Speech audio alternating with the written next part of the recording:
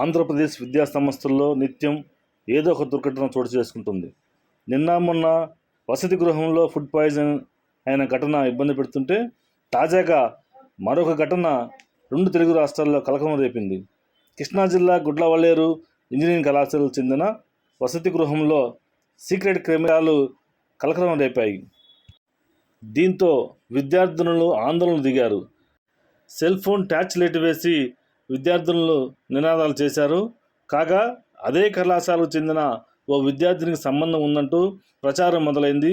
ఈ నేపథ్యంలో కెమెరాల ద్వారా వీడియోను చిత్రీకరించి అమ్ముకుంటున్నాడని బీటెక్ ఫైనల్ చదువుతున్న ఓ విద్యార్థిపై సహచర విద్యార్థులు దాడి చేసేందుకు ప్రయత్నించారు.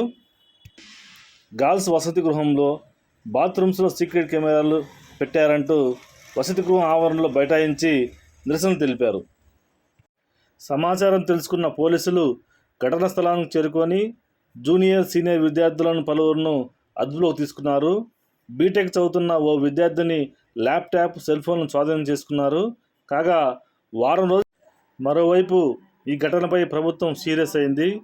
కృష్ణా జిల్లా గుడ్లవల్లేరు కళాశాలలో సీక్రెట్ కెమెరాలు ఉన్నాయని విషయం తెలుసుకున్న ప్రభుత్వం విచారణ చేయాలని ఆదేశించింది.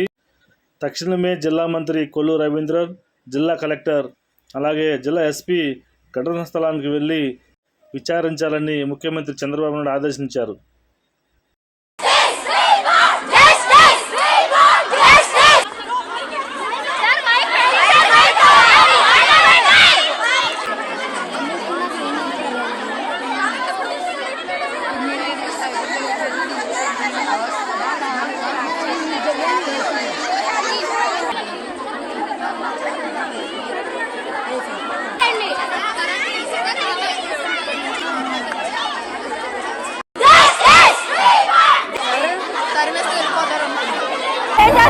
మేము 5 గంటలకి కంప్లైంట్ ఇస్తే కానీ ఇంకా